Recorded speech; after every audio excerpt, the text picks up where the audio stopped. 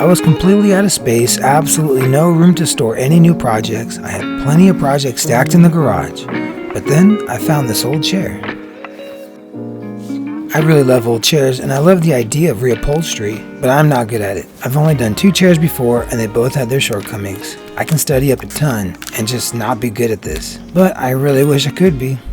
This chair looks like it was recently reupholstered by an actual master. But they didn't refinish the wood, and the fabric they picked is very ugly. It has like Southwest airline colors, but with like squiggly squares or something.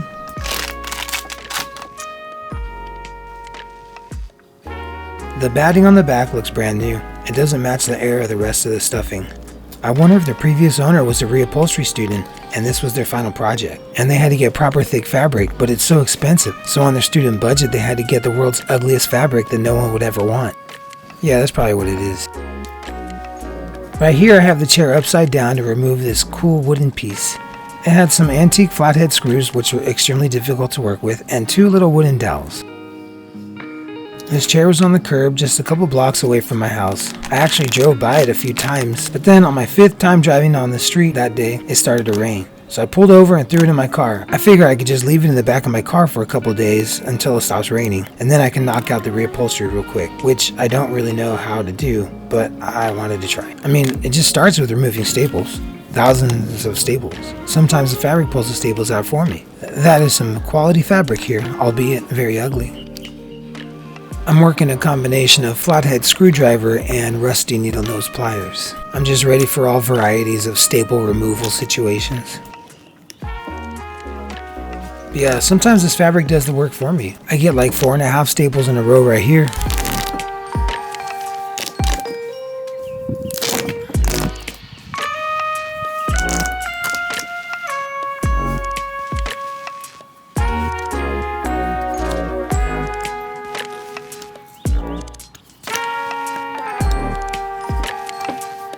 This is what the understuffing looks like. It feels super soft and fluffy and oddly fragile.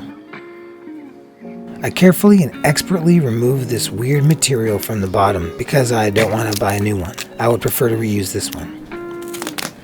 Boy, the previous person did a really amazing job on this. It's perfect. I will not be able to replicate this process. Everything is super straight and the piping is attached to cardboard strip. I don't even know where you get piping with cardboard strips on it. All the online tutorials I looked at didn't explain that part, and on top of that, I'm just the worst at piping. So for this chair flip, some of it will be an improvement, some of it will just be different. That's just what you say when it's not really better. Gosh, I would hate to show this to the previous owner because they would look at it and be like, I just did all this work and you made it not better. And now that the chair is mostly naked, I will begin cleaning off all this uneven finish from the wood. I can use my trusty orbital sander for a lot of the surfaces. I had to clamp down the chair because it kept trying to escape.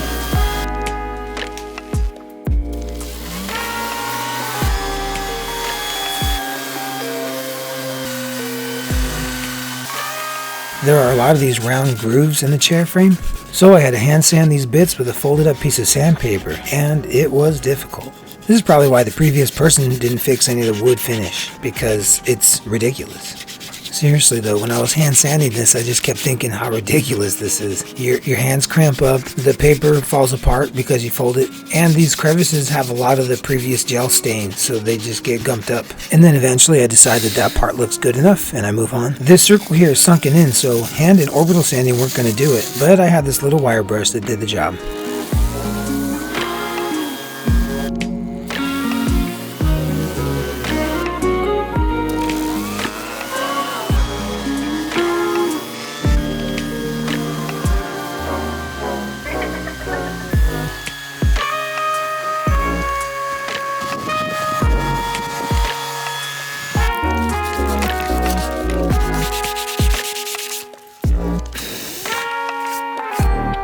The wood here is very old and worn looking, and I like that look. So I'm using water-based polyurethane to keep that look. It gives it a nice clear satin finish. You'll still be able to see some of the imperfections and keep it a somewhat light, even color. It lightens up after it dries. I'm going for that rustic, aged wood look here.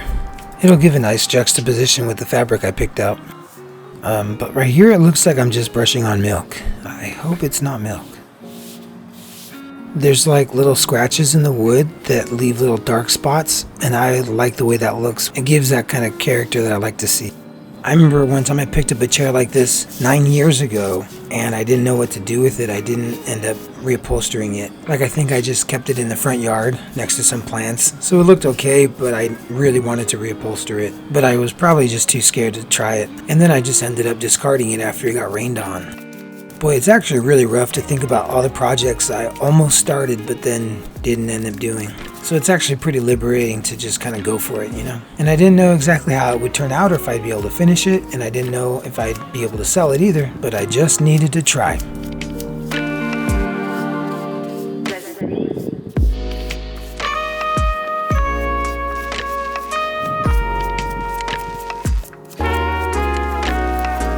Right here I have the chair upside down with little tiny blocks of wood holding the armrests up above my work table, just to provide a little gap there.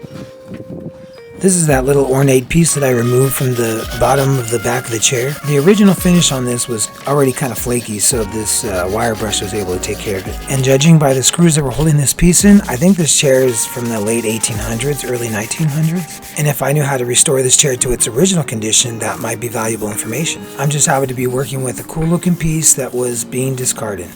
And now that the underside is dry, I can start working on the top of the armrest. And I actually think that the armrests were a different type of wood. After I removed the old dark finish from them, you could tell that they're a different color than the rest of the wood. And they were a lot harder to sand, so I just think they were harder wood. And which makes sense because of the structure of the chair. You want to be able to do handstands on the armrests, and so you just needed to be a stronger wood if you're practicing like your chair gymnastics or something. And now that all the water-based polyurethane is dry, I need to put on this material. I'm just going to put a couple staples in here so it doesn't fall. I really wish I had fabric that looked like this, like some kind of woolly blanket. I would love to have wrapped this chair in that. It would be like a chair that hugs you back. I'm most definitely going to try that next time I see a chair like this on the street.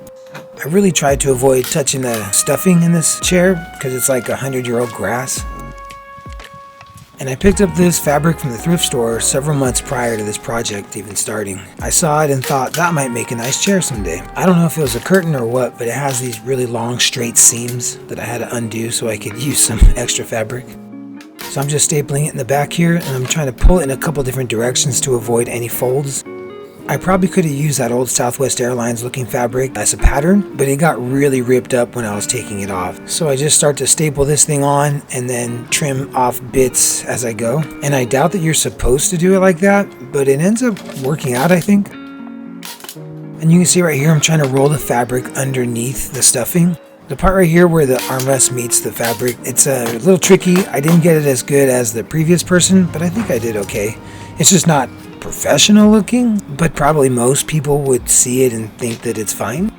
I can see a little fold coming out of the left side of the center there, and I just checked my photos of this completed chair, and yeah, that fold is still there.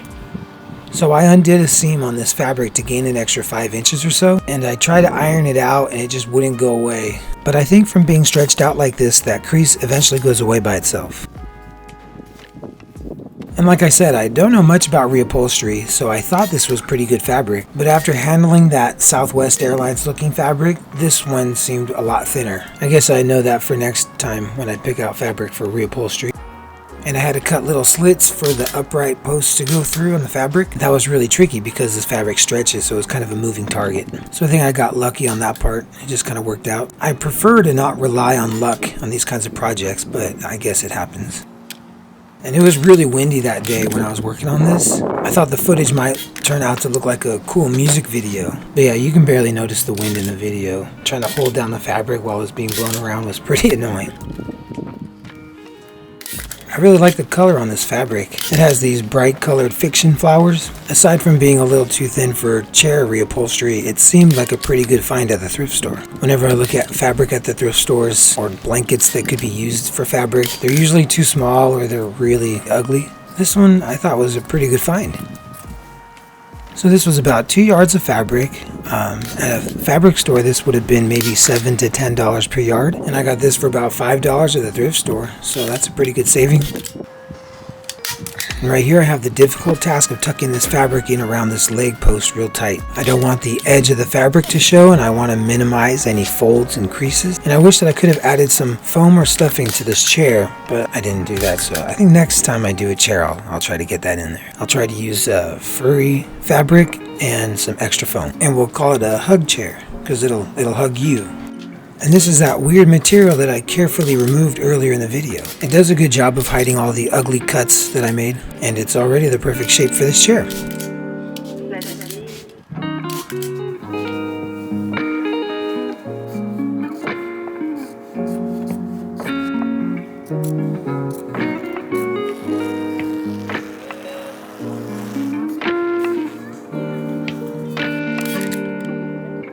So I was actually dreading this part the most. I've been able to easily hide all my staples up to this point, but these are not easy to hide. So I'm folding the fabric in a smooth line along the edge of the chair there, and I'm putting the staples right along that in a straight line. And I'll use a long piece of extra fabric to make some piping and glue that on. Having seen how the chair was reupholstered before, I feel like this is a really inferior method, but it's the best I can do with my materials and with my limited skill set.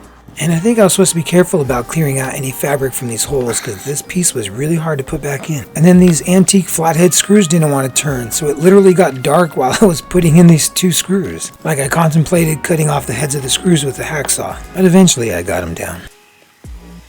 So I'm not good at making piping, and this is as good as I could get it. And the glue I'm using is black, so it really shows up if you make a mistake. This was the most careful I had to be in this whole project. It requires a steady hand and a calm spirit, 2 things which I rarely have. I'm sure glad it wasn't windy this day. The weather was like me, focused and determined.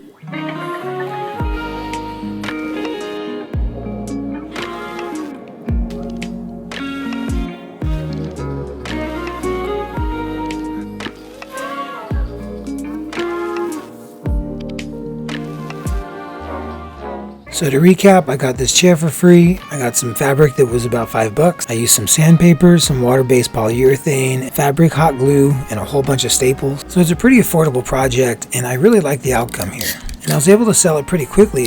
Only one person inquired about it, but they drove from several hours away to come get it. I don't know if I'm going to get better at reupholstery, but I really enjoyed it, and I'll definitely try again. So it's sturdy. I think it would make a nice accent piece, brighten up somebody's home. Goonie seemed to like it, even though she doesn't sit in chairs. It's a pretty good, challenging project. I hope you guys enjoyed it.